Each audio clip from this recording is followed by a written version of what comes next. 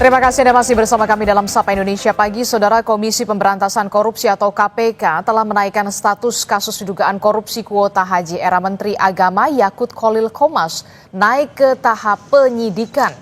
Kasus dugaan korupsi kuota haji di Kementerian Agama tahun 2023 hingga 2024 ini naik ke tahap penyidikan. Tidak lama setelah KPK memeriksa mantan Menteri Agama Yakut Khalil Qomas. KPK memastikan telah menemukan dugaan bukti korupsi dalam kasus ini, namun masuk menggunakan surat perintah penyidikan umum agar dapat memeriksa sejumlah saksi untuk mendalami aliran uang hingga siapa yang memberi perintah untuk menetapkan kuota haji.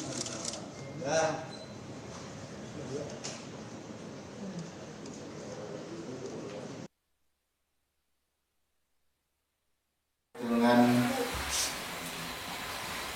perkara haji, KPK telah menaikkan status penyelidikan terkait penentuan kuota dan penyelenggaraan ibadah haji pada Kementerian Agama tahun 2023 sampai dengan 2024 ke tahap penyidikan.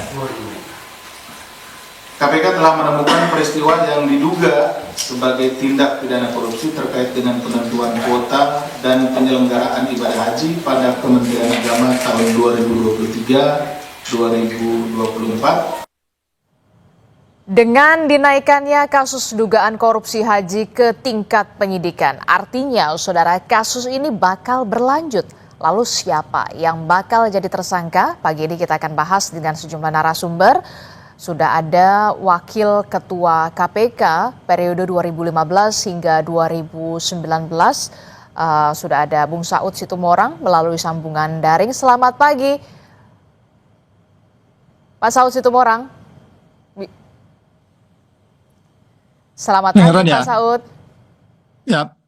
Ya Pak Saud, ini kan kalau kita lihat ya, kasus dugaan korupsi kuota haji ini sudah naik ke tahap penyidikan begitu ya, setelah tidak lama setelah penyidik KPK memeriksa dari mantan Menteri Agama Yakut Khalil Qomas. Nah, bagaimana komentar Anda terlebih dahulu soal naiknya dari penyelidikan ke penyidikan terkait dengan kasus dugaan korupsi kuota haji ini, Pak Saud?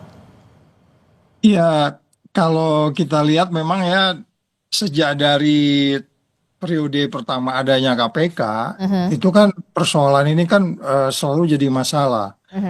Ambil saja tahun-tahun 2010 sampai 2014 itu kan ada periodisasi ya, KPK itu menerima laporan-laporan dari BPK. Ya, terus kemudian kalau kita lihat bagaimana itu dari tahun 2000, kalau kita kembali ke tahun 2000, katakanlah 2005 itu laporan-laporan BPK itu sudah menunjukkan bahwa KPK harus melakukan sesuatu.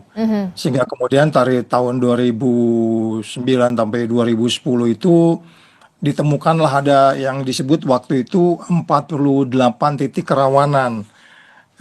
Semuanya itu mengikuti kelembagaan, regulasi, tata laksana, soal SDM dan seterusnya.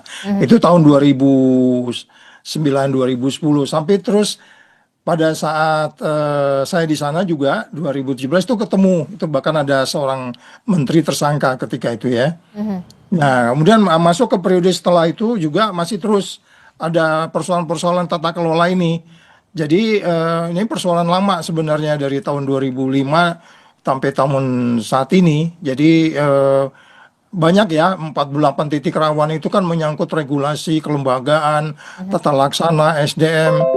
Kemudian ada rekomendasi-rekomendasi, tapi rekomendasi-rekomendasi itu masih terlihatnya belum sepenuhnya dilaksanakan. Gitu Mbak Abdisti sementara. Oke. Kalau terkait dengan kasus dugaan korupsi kuota haji, ini kan kalau kita lihat kan sudah naik ke tahap penyidikan. Bahkan KPK sendiri sedang membidik siapa sebenarnya sosok pemberi perintah terkait dengan kuota jemaah haji ini. Ada tambahan kalau tidak salah dari Kerajaan Arab Saudi kala itu adalah 20.000 kuota jemaah haji, kemudian 10.000-nya ini diberikan kepada kuota khusus. Nah, bagaimana kemudian agar penyidik KPK bisa menelisik di sana, bisa mengusut secara tuntas soal siapa sebenarnya yang paling berperan bisa punya kewenangan untuk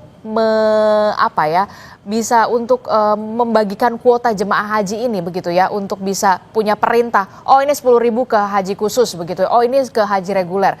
Bagaimana kalau dari Anda sendiri, Pak Saud? Iya, itu tadi kan dari tahun 2000 sampai saat ini itu kan persoalannya itu dari 48 poin di atas itu kan itu menjadi pembelajaran dalam kaitan apakah itu markup harga pengadaan, manipulasi BPIH, penunjukan penyedia yang kompetitif, potensi penyalahgunaan kuota dan seterusnya. Itu kan nggak sulit itu kalau dilihat dengan kewenangan yang bersangkutan. Kalau kita bicara levelnya di kementerian itu tentu seorang yang bertanggung jawab penuh terhadap penyelenggaraan itu adalah menterinya. Jadi kalau kita lihat katakanlah penyelenggara negara berbuat atau tidak berbuat, bagi KPK itu nggak terlalu sulit untuk menentukan apakah ada penyalahgunaan wewenang, konflik of interest, suap dan seterusnya. Itu saya pikir materinya mereka cukup firm di situ sehingga kemudian dilakukan apa yang disebut mereka sebagai tahap penyidikan. Jadi kita tunggu saja siapa-siapa yang harus bertanggung jawab di case yang menurut saya sudah cukup lama ya berulang-ulang kasusnya gitu.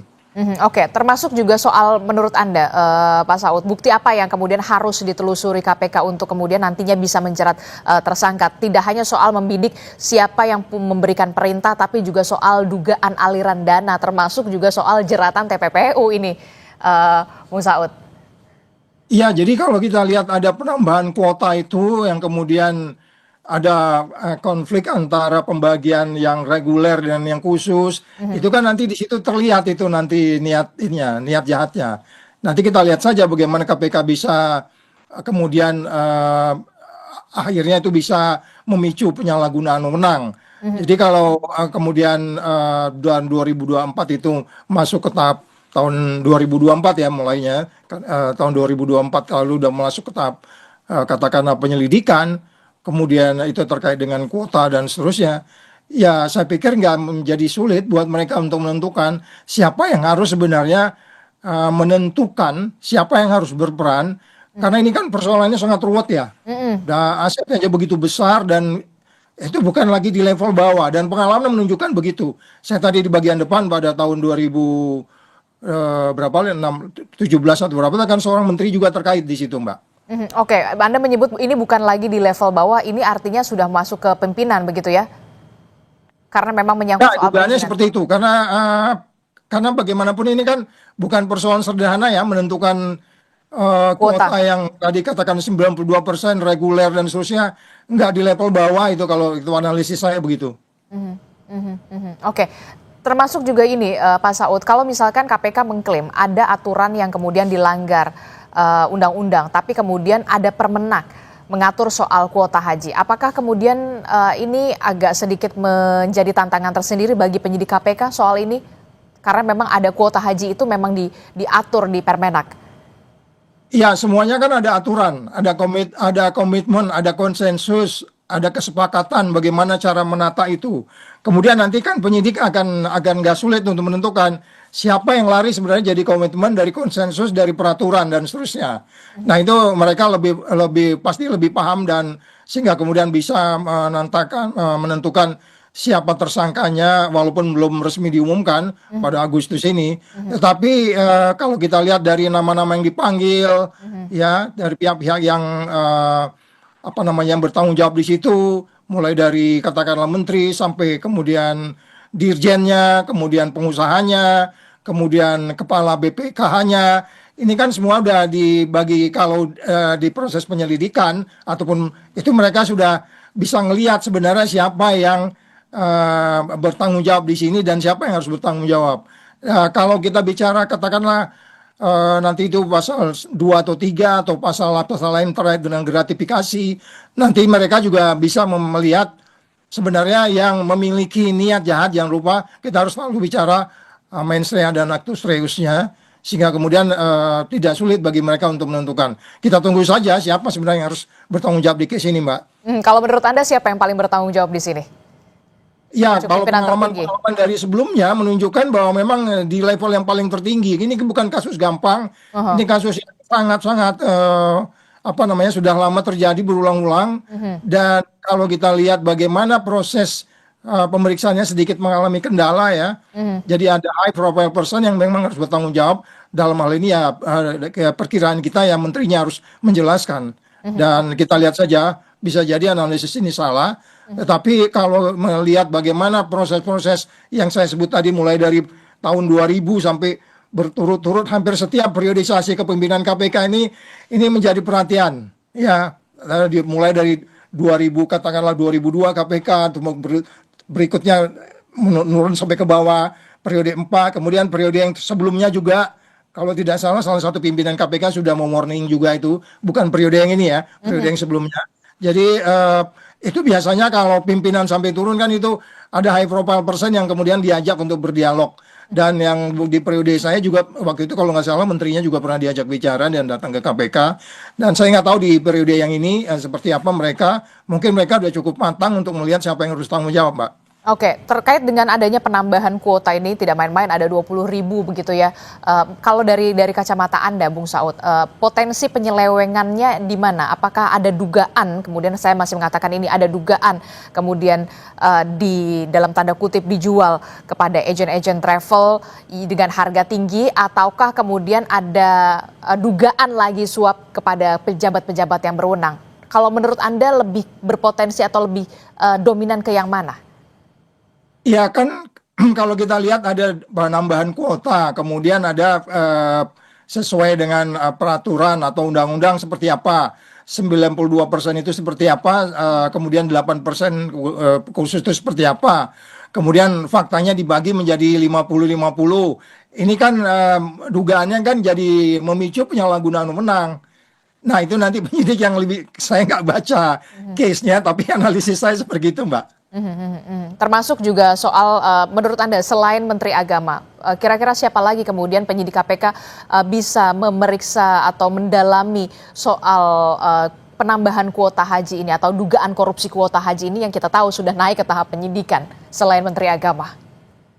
Ya itu tadi yang kita sebutkan yang dipanggil-panggil itu ya pasti nggak mungkin juga dipanggil kalau dia nggak harus bertanggung jawab. Tadi kan kita disebut tuh ada beberapa yang sudah dipanggil, sudah dimintai keterangan. Nah dan kalau kemudian kita bicara korupsi, apa ada kickbacknya? Ya, nanti kan kita lihat ya, apa ada kickback, siapa yang menerima. Jadi dari kalau kita lihat pihak yang dipanggil itu udah menunjukkan ya nggak mungkin juga kalau dia dipanggil-panggil tidak dia apa namanya diminta bertanggung jawab, misalnya pengusaha travelnya, ketua asosiasi dan lain-lain itu kan sudah diminta keterangan. Dan kita tunggu aja siapa Mbak. Jadi saya belum bisa mengatakan siapa, tapi pihak yang dipanggil itu kan pihak yang diminta pertanggungjawaban untuk kemudian itu proses-proses KUHAP kan seperti itu sebelum ditentukan sebagai tersangka gitu Mbak. Oke, terakhir Pak Saud, terkait dengan dugaan korupsi kuota haji ini kan luar biasa begitu ya, soal jemaah begitu ya, jemaah haji begitu. Nah, apakah bisa dikenakan atau dijerat dengan pasal TPPU? Nah, nanti kita lihat bagaimana kan itu biasanya TPPU itu kan macam-macam ada prosesnya ya. Kenapa dia TPPU itu kan sesuai undang-undangnya, apakah itu nanti ada layering, transferring, pengubahan dan seterusnya, pergantian menggunakan nama orang lain, itu modus-modus itu penyidik pasti tahu sehingga kemudian TPPU bisa digunakan di situ. Tapi bagi saya sebenarnya lebih baik ya begini deh. Karena ini kan proses setiap tahun ya. Proses ini kan setiap tahun harus dijalankan. Orang melaksanakan ibadahnya. Yang saya selalu mengatakan, please, mulai dari rumah, dia berangkat sampai balik ke rumah lagi. Itu harus menjadi perhatian kita. Nggak hanya kemudian dari bandara ke bandara, tapi mulai dari rumah sampai dia balik ke rumah lagi. Itu udah mulai masuk ke detail-detail itu. Sehingga kemudian setiap titik tidak ada konflik of interest. Jadi saya, karena memang kebetulan waktu itu tim yang di periode saya itu ada tim yang kita kirim ya ke Arab Saudi, tim dari apa namanya pencegahan, deputi pencegahan. Memang banyak detail-detail yang kalau saya bilang tadi di atas itu tahun 2010 itu ada 48 masalah titik rawan. Kemudian itu ke bawah itu masih belum detail sehingga kemudian terjadi lagi. Oke, nah ini kalau jangan sampai pidananya. kemudian ini kan haji ini penyelenggaraan haji ini kan setiap tahun ya Pak Saud ya. Bagaimana bentuk pengawasan dari KPK yang memang harus selalu dilakukan termasuk dari pemerintah pusat juga kepada Kementerian Agama, jangan sampai kemudian setiap tahun masalahnya ini saja begitu. Nggak ada perubahan begitu ya. Karena kan kita tahu penyelenggaraan haji ini setiap tahun. Bagaimana bentuk pengawasannya?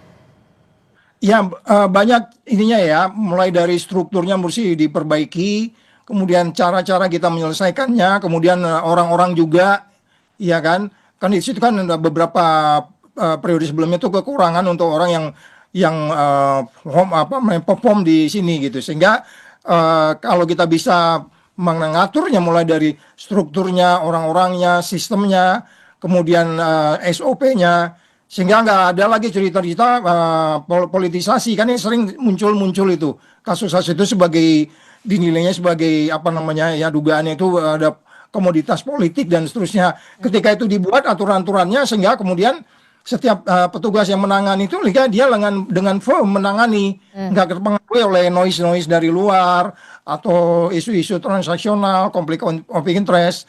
Dan saya pikir kita mesti benar-benar serius. Saya harus mengulang ini mulai dari tahun 2000-an ini Mbak. 2000-an ini menjadi kunci ya. Dan itu memang benar-benar harus. Saya pikir BPK juga harus diajak karena mereka juga mengaudit ini. BPK juga masuk ke detail-detail itu kok. Oke, nanti kita akan lihat bagaimana pengusutan ini benar-benar dilakukan secara tuntas dari penyidik KPK, tidak hanya soal membidik sosok pemberi perintah kuota jemaah haji kala itu, tapi juga Anda sudah underline dari tahun 2000. Terima kasih Wakil Ketua KPK periode 2015 hingga 2019, Bung Saud Situmorang telah bergabung bersama kami. Sehat selalu, selamat pagi. Pagi. Saudara, informasi penting lainnya masih akan kami hadirkan. Di antaranya adalah Presiden Prabowo Subianto resmi melantik Jenderal Tandio Budi Revita sebagai Wakil Panglima TNI. Informasinya hadir sesaat lagi.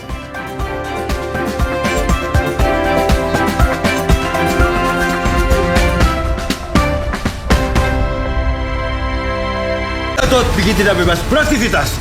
Saya butuh yang lebih panas, lebih panas, lebih panas. Salon Pas Extra Hot, lebih panas. Untuk aktivitas ekstra, Salon Pas Extra Hot, lebih panas.